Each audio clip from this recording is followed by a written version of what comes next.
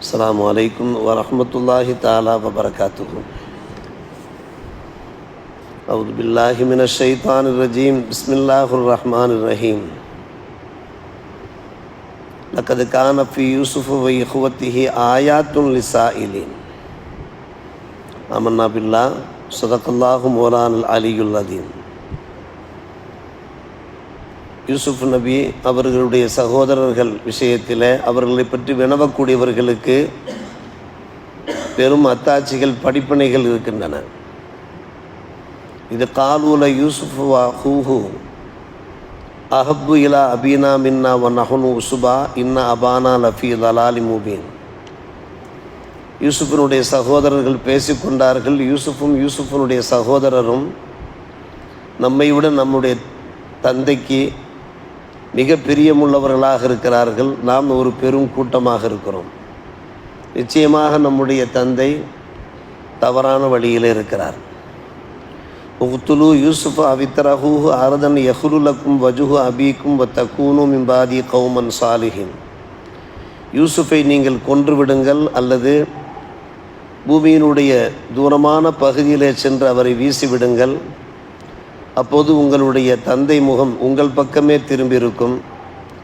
அதற்கு பின்னாலே நீங்கள் நல்லவர்களாக ஆகிவிடலாம்.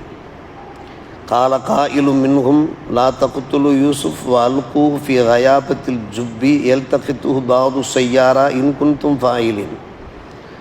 சகோதரர்களே ஒருவர் சொன்னார், யூசுஃபை நீங்கள் கொல்லாதீர்கள், அவரை ஆழ்கிணத்திலே தூக்கி போட்டு விடுங்கள்.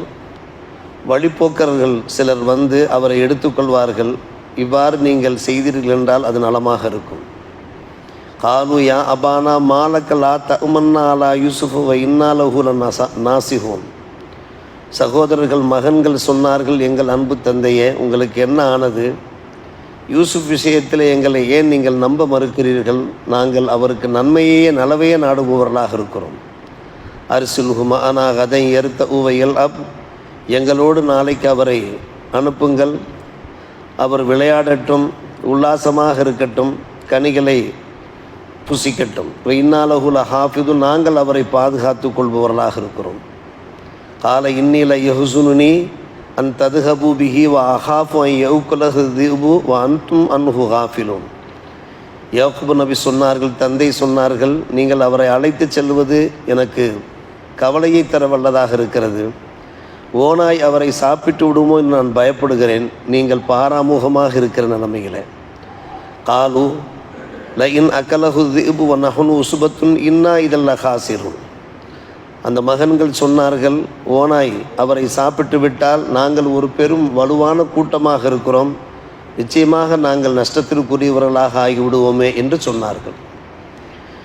சூரா யூசுஃப் 12ஆம் வசனத்தினுடைய 7ஆம் வசனத்திலிருந்து 14ஆம் வசனங்கள் வரையிலான அந்த வசனங்களுடைய மொழிபெயர்ப்பை நாம் இப்போது பார்த்து கொண்டிருக்கிறோம்.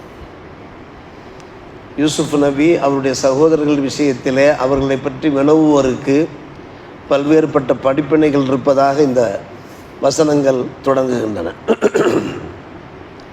அன்றைய காலகட்டத்தில் யகூதிகள் பெருமானார் ரசூலே கரீம் ஸல்லல்லாஹு அலைஹி வஸல்லம் இடத்திலிருந்து கேட்டார்கள், உங்களுக்கு தெரியுமா, யூசுஃபுடைய வரலாறு தெரியுமா என்று கேட்டார்கள். அதான் வினவுவோர் என்று அல்லாஹ் சொல்லுகிறான். சற்று நேரம் அமைதியாக இருந்தார்கள் பெருமானார் ரசூலே கரீம் ஸல்லல்லாஹு அலைஹி வஸல்லம் அவர்கள். சூரா யூசுஃப் இறங்கிவிட்டது. அப்போது யகூதிகள் ஆச்சரியப்பட்டார்கள். நம்முடைய தௌராத்தில் யூசுஃப் நபியினுடைய கிஸ்ஸா எப்படி இருக்கிறதோ அதே போன்று இவர் எடுத்துரைக்கிறாரே, இவருக்கு யாரும் இந்த வரலாற்றை சொல்லி தந்திருக்க மாட்டார்கள், யாரிடத்திலையும் சென்று இவர் மண்டியிட்டு படிக்கவில்லை, அப்படியானால் இவர் உண்மை தூதராகத்தான் இருக்க முடியும் என்று பெருமானார் ரசூலே கரீம் ஸல்லல்லாஹு அலைஹி வஸல்லம் அவர்களை யகூதிகள் பலர் ஏற்றுக்கொண்டார்கள். படிப்பினைகள் இருக்கிறது. என்ன ஆனது? யூசுஃப் அலைஹிஸ்ஸலாமுடைய அந்த சகோதரர்களுக்கு ஒரு பொறாமை ஏற்பட்டு விட்டது. ஏற்கனவே தங்களுடைய அன்பு தந்தை யாக்கூப் அலைஹிஸ்ஸலாம் அவர்கள் யூசுஃப் நபியின் மீதும் அவருடைய சகோதரர் பின்யாமின் மீதும் அளவு கடந்த அன்பு கொண்டிருக்கிறார்கள். இப்போது இவர் ஒரு கனவு வேறு கண்டிருக்கிறார். அந்த கனவு வெளியே தெரிந்து விட்டது. இந்த கனவு மூலமாக இவருடைய அந்தஸ்து உயரப்போகிறது. எதிர்காலத்திலே நாம் இவருடைய கட்டுப்பாட்டுக்களே நாம் வருகின்ற ஒரு சூழ்நிலை ஏற்படுகிறது. அவர்களுக்கு பயங்கர ஒரு பொறாமை ஏற்படுகிறது, வஞ்சினம் ஏற்படுகிறது. அப்படியானால் யூசுப் அவருடைய சகோதரர் நம்மை மிகைக்கப் போகிறார்கள், இதற்கு நாம் ஒரு முடிவு கட்டியாக வேண்டும் என்கின்ற ஒரு காழ்ப்புணர்ச்சி அவர்களுக்கு ஏற்படுகிறது. கலந்த ஆலோசனை, மந்தர ஆலோசனை பண்ணுகிறார்கள். என்ன செய்வது? யூசுஃபை அவருடைய தந்தையிடமிருந்து பிரிக்க வேண்டும், தனிமைப்படுத்த வேண்டும். அதற்கு என்ன செய்வது? பயங்கரமான ஆலோசனை பண்ணுகிறார்கள். அவர்கள் பலர் சொல்லுகிறார்கள், அவரை கொன்று விடுவோம் என்று கூறுகிறார்கள், வசனங்கள் கூறுகின்றன. ஆனால் யகூதா என்கின்ற ஒரு அன்பு சகோதரர் இருந்தார். அவரும் அவர் கூட சேர்ந்து தான் பேசி கொண்டிருந்தார். தயவு செய்து கொள்ளாதீர்கள், அது பெரும்பாவம், அது பெரும்பாவம். அவரை கானகத்திலே ஒரு பக்கமாக நாம் கொண்டு போய் விட்டு விடுவோம் வனாந்தரத்திலே, அல்லது ரயாபத்தில் ஜுப்பி ஒரு ஆள் கணத்தில் இறக்கி விடுவோம். வழிப்போக்கர்கள் யாராவது வரும்போது, தண்ணீர் எடுக்கிற போது அவரை எடுத்துக்கொண்டு அவர்கள் வெகு தூரம் பிரயாணம் மேற்கொண்டு விடுவார்கள், அவரை கொண்டு போய் விட்டு விடுவார்கள். எப்படியும் நாம் என்ன செய்து விடலாம், தந்தையை விட்டும் தனையனை பிரித்து விடலாம் என்று யகூதா என்பவர் ஆலோசனை சொன்னார். அவர்களிலே ஒரு சகோதரர் யகூதா ஆலோசனை சொல்லுகிறார். கடைசியாக அவர்கள் ஒரு முடிவுக்கு வருகிறார்கள். யூசுஃபை அழைத்து கொண்டு ஏதாவது ஒன்று செய்வது என்று தந்தையிடத்தில் வருகிறார்கள். யாக்கூப் அலைஹிஸ்ஸலாம் அவரிடத்தில் வந்து சொல்லுகிறார்கள், எங்கள் அருமை தந்தையே, ஏன் யூசுப் விஷயத்தில் எங்களை நீங்கள் நம்ப மறுக்கிறீர்கள்? நாங்கள் நாளை அவரை கானகத்திற்கு அழைத்து செல்கிறோம், அழைத்து சென்று நாங்கள் விளையாடி விட்டு வருகிறோம், உல்லாசமாக இருந்து விட்டு வருகிறோம், விளையாடி விட்டு அங்கே கிடைக்கின்ற அந்த கனிவகை எல்லாம் புசித்து விட்டு வருவோமே என்று சொல்லும்போது பரிதவிக்கிறார்கள் யாக்கூப் அலைஹிஸ்ஸலாம்.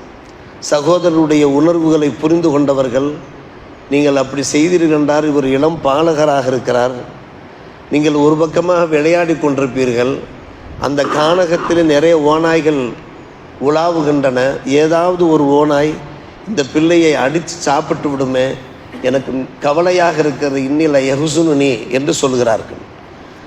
நீங்கள் ஏன் இப்படி நம்ப மறுக்கிறீர்கள்? நாங்கள் ஒரு உசுபாவாக இருக்கும் 10 பேர் கொண்ட ஒரு கூட்டமாக இருக்கிற போது 10 பேரும் சும்மா விட்டு விடுவோமா? யூசுஃபை ஓனாய் சாப்பிடுகின்ற அளவுக்கு நாங்கள் சும்மா விட்டு விடுவோமா?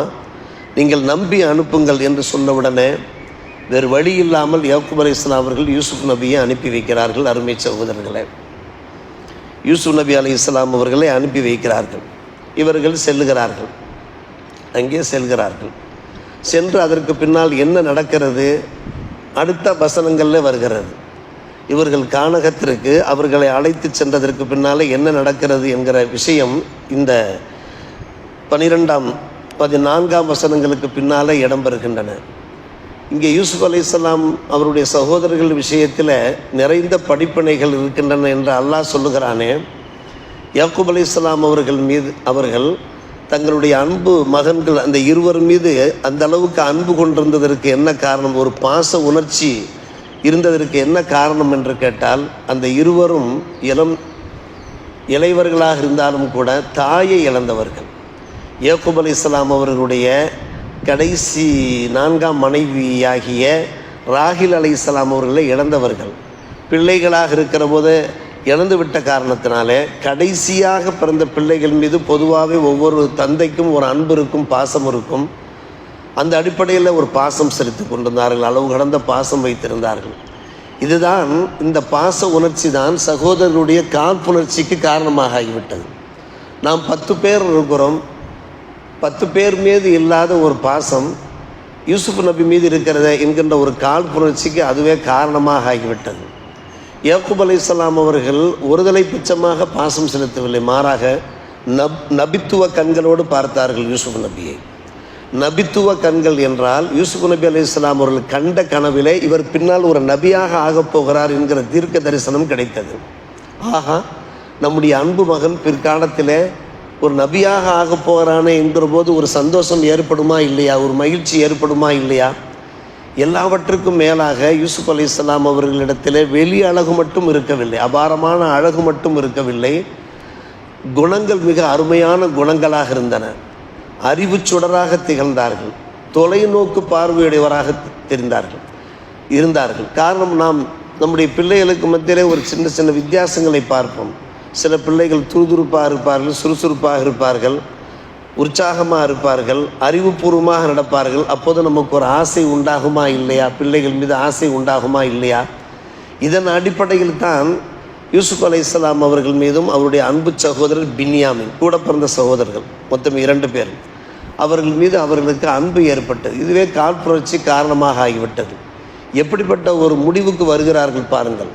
மனிதனுக்கு பொறாமை ஏற்பட்டு விட்டால் தம்முடைய அந்த வஞ்சனத்தை வெளிப்படுத்துவதற்காக வேண்டி எப்படியெல்லாம் வஞ்சனை செய்வார்கள் என்பதை பாருங்கள். அந்த வஞ்சனை என்பது எவ்வளவு தூரம் போகும் என்பதை பாருங்கள். எவ்வளவு தூரம் போகிறது, அவரை கொன்று விடுவோம் என்கிற அளவுக்கு போகிறார்கள். யூசுப் நபியை நாம் கொன்று விடுவோம், கொன்று எப்படியும் தந்தையை விட்டும் தனையனை நாம் பிரித்து விடுவோம் என்கிற முடிவுக்கு வருகிறார்கள். அவர்களில் ஒரு சகோதரர் என்ன செய்கிறார், இது பாவத்திலும் பாவம், இது நாம் ஒருபோதும் இந்த வேலையை நாம் செய்யக்கூடாது. எனவே நாம் என்ன 2இல் 1, நாம் கானகத்திலே வெகு தூரத்திலே சென்று போய் நாம் அவரை தூக்கி வீசிவிட்டு வந்து விடுவோம். இத்தரஹு அரதன் என்று வருகிறது. அல்லது ஹயாபத்துல் ஜுப்பு, ஹயாபத்துல் ஜுப்பு என்றால் கிணற்றினுடைய ஆழப்பகுதியிலே அவரை இறக்கி விடுவோம். இறக்கிவிட்டால் அவர் அங்கே கிடக்கட்டும், பின்பு வழிப்போக்கர்கள் வருவார்கள். கிட்டத்தட்ட இவர்களுடைய இருப்பிடத்திற்கும் அந்த கிணறுக்கும் ஒரு சலாசத்தை ஃபர்சக் என்று சில குறிப்பிட்ட மைல் தூரம் இருக்கிறது. வழிப்போக்கர்கள் வந்தார் என்றால் தண்ணீர் எடுப்பார்கள். தண்ணீர் எடுக்கிற போது யூசுப் மாட்டிக்கொள்வார். யூசுஃபை அழைத்து கொண்டு அவர்கள் வெகு தூரம் சென்று விடுவார்கள் என்கின்ற ஒரு முடிவுக்கு வருகிறார்கள். அருமை சகோதரர்களே, இப்படியெல்லாம் செய்துவிட்டு கடைசியாக நாம் நல்லவர்கள் என்கிற பெயரை எடுத்து விடுவோம். ஏப்புபடத்திலே சென்று இப்படி ஏதாவது காரணம் சொல்வோம், ஓனாய் அவரை சாப்பிட்டு விட்டது என்று சொல்லி அதற்கு பின்னால் தௌபா செய்து நாம் நல்லவர் என்கிற பெயரை எடுத்து விடுவோம். இப்போதைக்கு இப்படிப்பட்ட ஒரு தந்திரத்தை கையாள்வோம் என்கின்ற ஒரு ஆலோசனை, மந்திர ஆலோசனை பண்ணுகிறார்கள். அதுதான் இந்த வசனங்களுடைய ஒரு சாராம்சம். மொத்தத்திலே நாம் பார்க்கிற போது ஒரு மனிதர்களிடத்திலே சில நேமத்துகள் இருக்கிற போது அந்த நேமத்துகளால் பொறாமைகள் ஏற்படும். பொறாமைகள் ஏற்படாத அளவுக்கு அந்த நேமத்துகளை நாம் அடக்கி வாசிக்க வேண்டும் என்கின்ற ஒரு உண்மை வெளிப்படுகிறது. இந்த கனவுனுடைய ஒரு பலனின் காரணமாகத்தான் இப்படிப்பட்ட ஒரு எதிரான வேலை சகோதரர்கள் செய்கிறார்கள் என்பதை பார்க்கிற போது அல்லாஹ் நமக்கு சில நேமத்துகளை வழங்கியிருந்தான் என்றால் அந்த நேமத்தில் நாம் ஒரேடியே பப்ளிசிட்டி பண்ணி கொண்டிருக்கக்கூடாது. அதை வைத்து நாம் தம்பட்டம் அடித்து கொண்டிருக்கக்கூடாது, ஆணவம் கொள்ளக்கூடாது, அகம்பாவம் கொள்ளக்கூடாது. அல்லாஹுக்கு மட்டுமே நாம் நன்றி செலுத்த வேண்டும் என்பன போன்ற பல்வேறுபட்ட படிப்பினைகள், ஆயாத்தும் படிப்பினைகள் இருக்கின்றன. இன்னும் அதனுடைய அந்த தொடர் சம்பவத்திலே கிடைக்கின்ற அத்தனை படிப்பினைகளும் நமக்கு பாடமாக அமையும். அல்லாஹ் அருள் புரிவானாக. வாஹிர் தாவானா அல்ஹம்துலில்லாஹி ரப்பில் ஆலமீன்.